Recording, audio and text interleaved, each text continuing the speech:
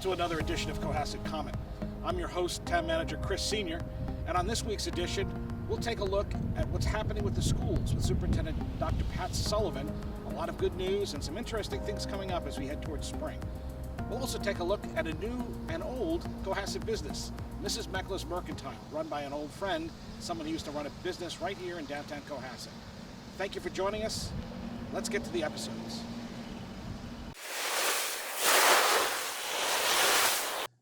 I'm here with Dr. Pat Sullivan, the Superintendent of Schools. Welcome to Cohasset Comment. Thank you, Chris. Always happy to talk to you and to be here. It's now that we've turned the calendar and it's now January of 21. We're halfway through the school year, and so how would you say things are going? Well, I mean, this is obviously not a conventional year for anybody, and we've really been trying to deal with the storm of the surge we've been having, as a society. I would say as the schools, we're doing fairly well. Our numbers are lower than a lot of the communities around us for our schools. I would attribute that to some good protocols we have in place, also great communication in terms of contact tracing between our town nurses and our local nurses. But we're not blind to the fact that we are in a pandemic, and we're trying to obviously, if I haven't made this clear, prioritize in-person learning as much as we possibly can. And we did add that alternating in-person Wednesdays, which started just before Christmas break. It was interrupted by a snowstorm, but other than that, we've been able to implement that successfully. The feedback from students and families is that they've appreciated the additional in-person time. And as we're apt to do, we're looking for every opportunity to get kids in our buildings as much as is safely possible to do so, with the promise of our vaccines coming. And looking forward, we are pushing the planning process for getting all of our elementary students back pre-K through 5 as soon as we can. We're looking at a potential of March 1st to do that. There'll be further, obviously, talks with my association here, the Class Teachers Association. They're aware that we're looking to do this. And then, of course, the school committee and community need to side in. As we sit and talk here, Chris, I'm just about ready to send out a survey to our elementary parents, getting their feelings on that subject. But I think it's important that we consistently and constantly look to get our kids in our buildings, because you just can't substitute that in-person learning for our kids. And as you know, we started our sports season. We're guardedly optimistic that we'll be able to have as full a winter sports season as possible. Safety comes first, and we're working closely with the town to make sure that, although we all want to provide this for the social emotional wellness of our kids, that we're mindful of the necessity to be safe at all times. So with all that being said, we're doing okay. I feel like we have a great staff, we have incredible kids and great families. So that always, in an awesome town. So those factors together, we're doing the best we can given the circumstances. So it's like, so when we first talked way back before the school year was going, there was all kinds of planning and discussion and a tremendous amount of lead time. And that work obviously paid off because the fall went well. And as you said, you were able to ramp up to that third day alternating a week, which is really, again, so it's small, but very well planned and well thought out steps. So one of the other benefits, I guess, that, well, we may consider it benefits as managers and educators. I'm not sure if the kids loved it. When we had our first real snowstorm in December, we had the very first work from home and learn from home snow day. Yeah, we did. And I felt like the Grinch that stole snow days for a bit there. But hopefully the day, we've learned now with a lot of the good things that come from having been in this very difficult circumstances revolve around our ability to use technology and to instruct remotely when we need to. And we feel like if we're prepared for a snow day, so we have a situation where we know a big snowstorm is coming, chances are there's a good possibility we would, in a traditional sense, miss school that day, that we can prepare and plan for as synchronous a model as possible, with some work prepared for our students electronically to provide them a day so that you get the continuity of learning. It doesn't stop.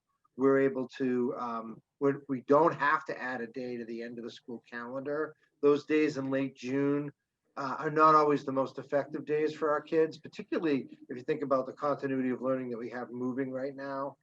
To upset that is a bad thing. So yeah, we were able to use it successfully. We actually ended up having 2 days, and we didn't know the size of the storm, so we had prepared our families and not our families so much, but our teachers for the potential that there could be 2 days.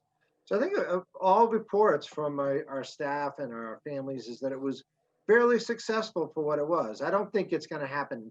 It's not just a rule that when we have a storm, we're going to have a remote day, but when we can make it happen and prepare for it, and the power situation is such that we can make it happen, we're going to do it. So yeah, it was something that I didn't know that I'd see in my lifetime, but lo and behold, here we are with it. So I think it bodes well for a potential continuity of learning continuance in the future too. I like it.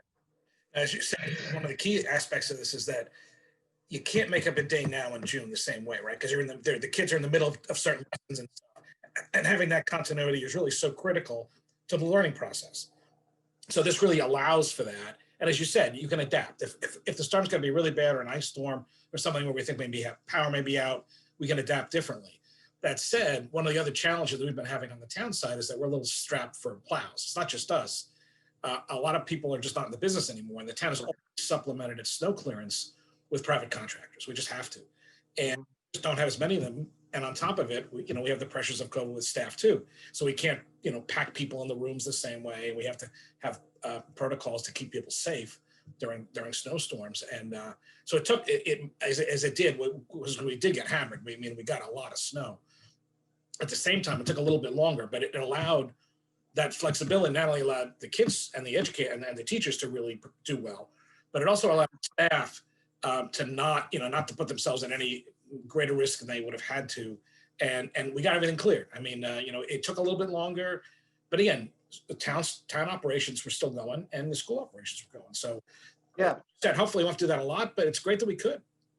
Yeah, it provides us with some more flexibility. I just look at it as another trick in our bag of tricks to try to keep school moving that we didn't have before. So that's a perfect example of a time when it worked, and it did provide good learning for our kids. So that was a good experience. So now that we've turned the calendar to the second semester and to the new year, as you said, you're looking to try to safely ramp up the number of in-person days. So what kind of thought process goes into all of that? Well, there's a lot of thought process. First of all, it's working and listening to the state and what they're advocating for. Obviously, I've always talked about the need to look at the data. We're not right now in the color code that anybody would like to see in the town, but we've been fortunate that we haven't had any transmission in our schools. We've had school community members who have unfortunately had to battle through COVID, but not from a transmission situation in our schools. So our protocols are clearly working, and we've been able to successfully implement school in the format that we've advertised. So you look at that, and then you also look at what the needs are for the students. Everyone is concerned with academic regression. Clearly, being in person helps from a social emotional perspective. My own kids, I can see the difference in them and the days they are able to go into school versus the days they're learning remotely. And there's some wonderful teachers. It's just not the same particularly for the elementary students, to have that in-person connection is just paramount. So we're trying to do that, but we're also looking at spacing. Where the state is, everyone's trying to stick to 6 feet, but 3 feet is what we're being asked to have as a minimum between students with masks. 6 feet at lunch, so we can't go within 3 feet, and we can't go under 6 feet for lunch situations, because obviously of the removal of the masks, they have to sit in a certain way and everything. And same thing with the buses. You know, in Cohasset,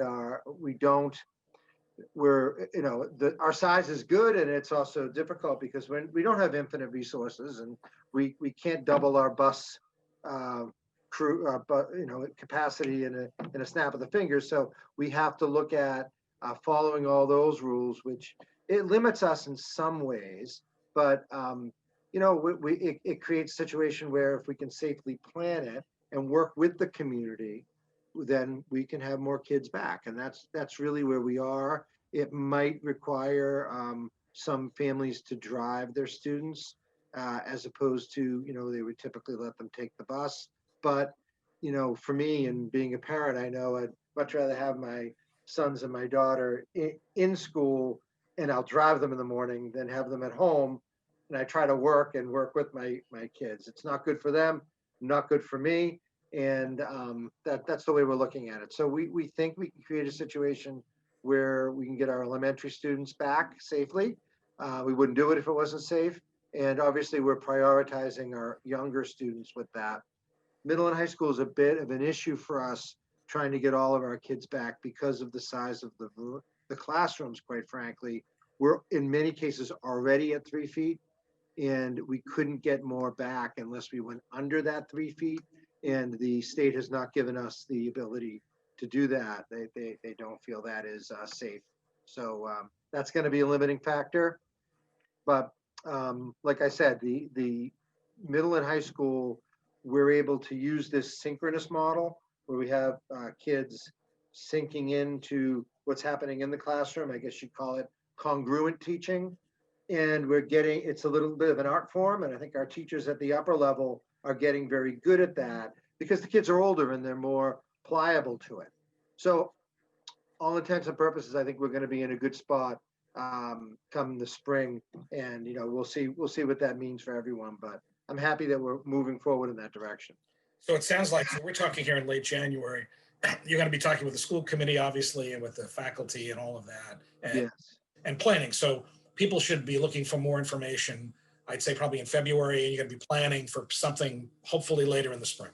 Yes, I'm planning, as we are right now, a large presentation on February 3rd, where we discuss it. And as we talk right now, just a little ahead of me getting out a survey, which will go out tomorrow, to families to gather input. And I've already spoken with the association leadership just to give them a thought on where we're headed. And we're watching things like the vaccination time for our staff, where the trends are, how other schools and districts are looking at this. But we're very hopeful that March 1st we think, you spoke of the need to plan. I think it's a good time, and it gives us enough time to plan to do it properly, safely, but yet it still gets our kids back in full time as quickly as we possibly can. Sounds great. And again, based on all the work that's been done, you've developed a really good, it seems like a very good deliberative model here that brings all the key players in and gets the parents involved. Yeah. And everyone is up to speed, and it's being done collaboratively and very thoughtfully, safely, and of course with the most important thing, the kids being number one priority, right? Getting them educated as best as possible. Yeah, I mean, at the end of the day, it has to be what's best for our kids. Everybody wants that, as long as we can keep it safe. So that's thanks for your time today, Pat, and for the update. You, Chris. Hopefully the next time we talk, we'll have some more news on vaccine. I don't have a lot for that today, but the good news on that front is that the vaccines are rolling out. And again, we're talking here in late January.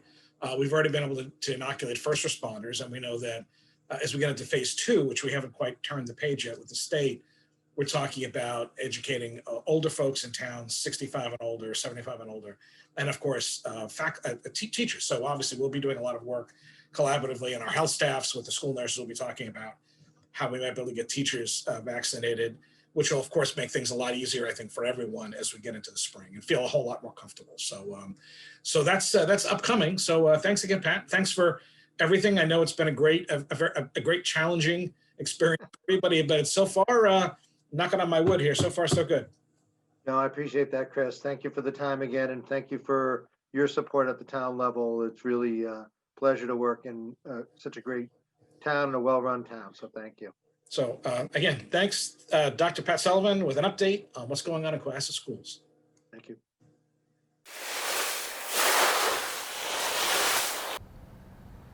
Now let's take a drive into the Beechwood section of Cohasset, down a little lane to the nicest little sugar shack you'll ever see. It may seem I'm deep in the woods, but I'm in Cohasset, and I'm at a place that everyone's going to know about if they don't already. Mrs. Mekler's Mercantile, and I'm here with Jen Mekler, the Mrs. Mekler behind the Mercantile. Hi. Hi, how are you? Good. I think most people are going to recognize you from some prior ventures in town. Probably, yep. I owned Maggie's Corner with my mom forever, it seems like, and then I owned 5 South Main and baked, and then we ran the Hingham Yacht Club, and yeah, now we're kind of doing. I did a few other things along the way. Did a few other things in the meantime. And yeah. now you're back in Cohasset. I know, we're back in Cohasset. And we're here in the woods, and we're by this great little shack, which we're going into a little shack. It's a beautiful shack. It's actually gorgeous. It's like a little. This is how my dad and I spent quarantine. So we're going to go in there in a minute, but tell us a little bit about your company. Thanks. So Mrs. Mekler's was born out of I retired from the restaurant industry. Couldn't really figure out where I was going to fit back into life, but I knew I missed the community. And so I thought, all right, how do I bring everything I love back together? And so my brother at Easter dinner last year bet me I could not build this for his budget. So game on. So I did, and then I thought, oh, you know what would be great is an old kind of New England roadside stand. And that's how it started. And then it's kind of grown from there. And it's quite the stand. Thank you. It's quite the stand. So tell us, what is it? So how does it work? So as far as the Sugar Shack, so we have an online presence, we have an online store, and you have a couple of options. You can either just stop by here. We're open this time of year from Thursday to Sunday from 8:30 to 4:30. Honor system's in place. You have a choice. You can either Venmo us or you can pay online. And then and people get whatever they want. And you can also just order and have it home delivered. You can also order it. You can have it home delivered. You can order it and pick it up here. We're flexible, whatever you want. So this really, it's really a great setting. So why here? How did you come up with this? I said to my husband owned the property long before we met, and I said to him, I really think it'd be great to do kind of an outbuilding. And he's like, can you live in it? I'm like, no. So that's how this started. And then he and my brother ganged up on my dad and I at Easter dinner, and were convinced we couldn't do it. And so we decided to do it. And then it just kept growing, and I wanted a tall, pointy roof. And so we just fill it. And as time goes on, it will evolve into more of an old-fashioned general store is my concept. So right now we started with what we know, which is food, and then we will evolve from there. So how long did it take you to actually build it? Far too long. Should have been a 2-weekend project, but my dad doesn't love the heat, and we decided to do it in the summer, so probably took us 6 or 7 weekends, here and there. And he's 81, so getting him up on the roof was a challenge. But it was a family affair. It was a family affair, yep. He and I, Howie and my brother, who bet this, wanted no part of it. Okay, so it was you and your dad. What a great project. Thank you. Did you design it, or how did you? Yeah, I did. I designed it, and then I had the door used to be a prop that I would take to festivals, so I used that. And then the windows, I traded a case of jam with a builder in Hingham for the windows, and then I traded a case of chocolate fudge sauce for the roof with another friend in Bridgewater. And then we found a great older gentleman, he's actually 92, down in Carver, who sawed up the wood for us. This has its own story. It has its own story, yes. And the witch window. So the old tradition in New England is if you have a crooked window, witches cannot fly in. So you have a crooked window. So we have a crooked window. Okay, so it's protection from witches. Yes, except me, but yes. But it's full of some great stuff. Yes. Do you want to take a look inside? Sure.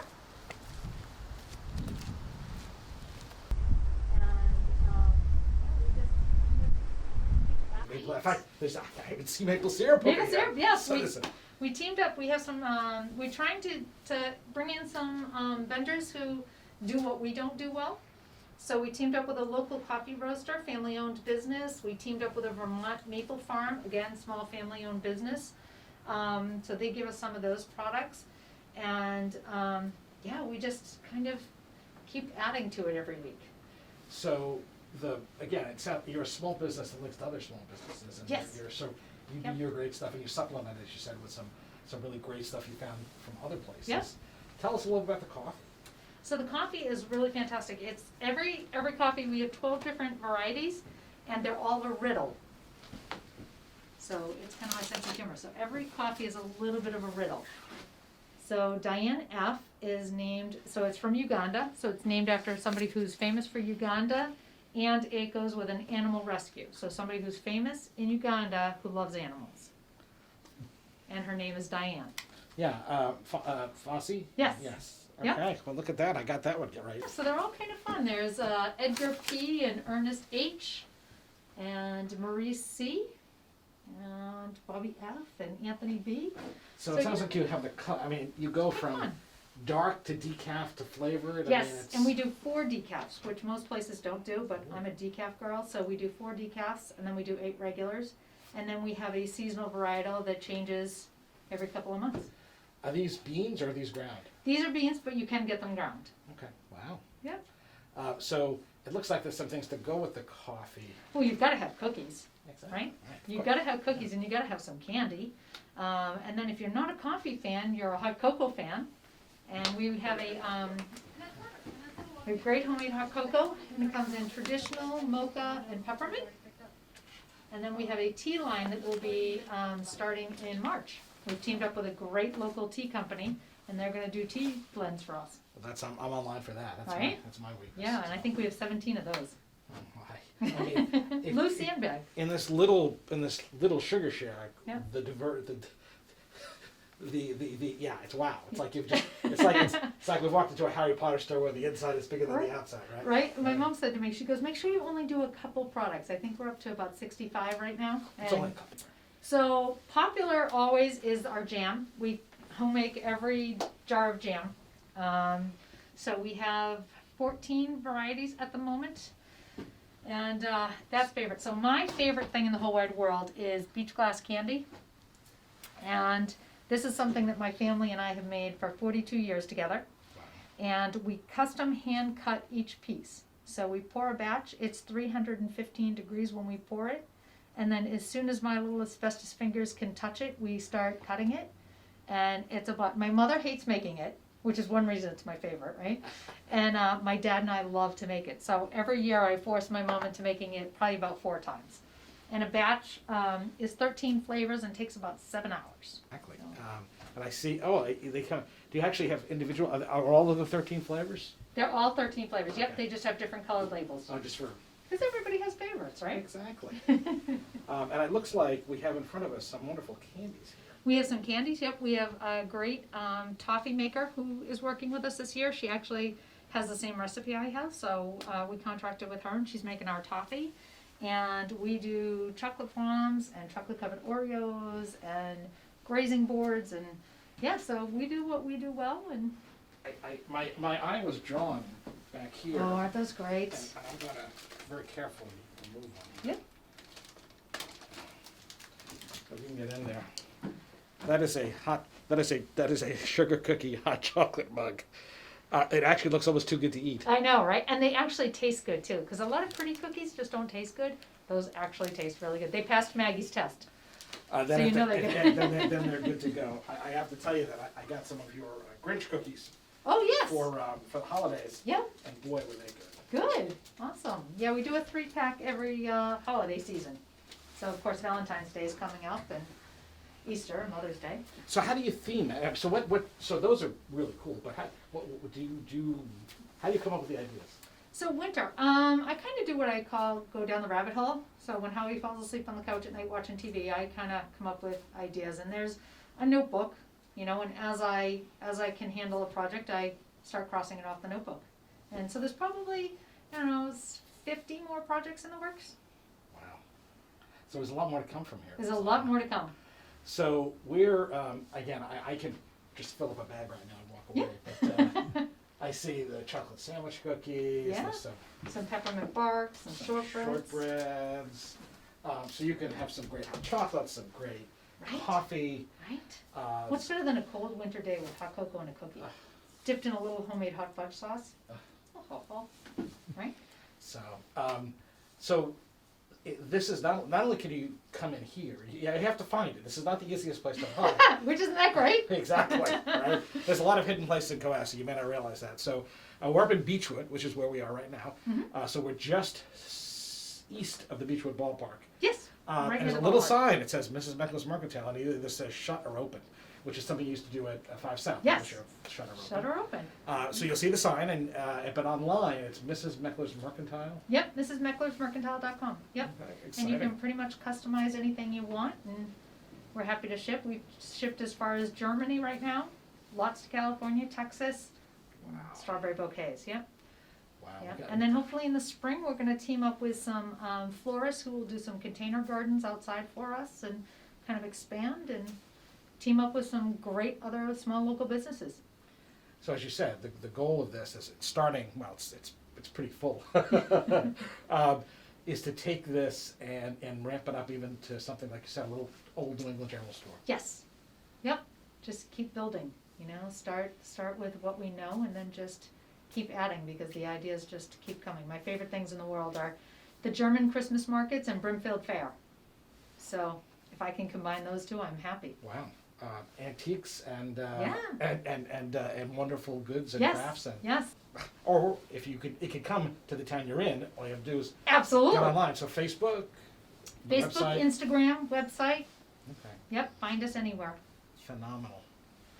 Mrs. Mekler's Mercantile, a little hidden gem, Beechwood and Cohasset. Get yours today. Thank you. I see nothing. Well, as we wrap up this week's show, I'm still in front of Mrs. Mekler's Mercantile. I'm really thinking I might sneak in there. I did get a couple little things. So next time you're in Beechwood, it's Mrs. Mekler's Mercantile. Don't forget. 143 TV, Cohasset Common, thanks you for watching. See you next week.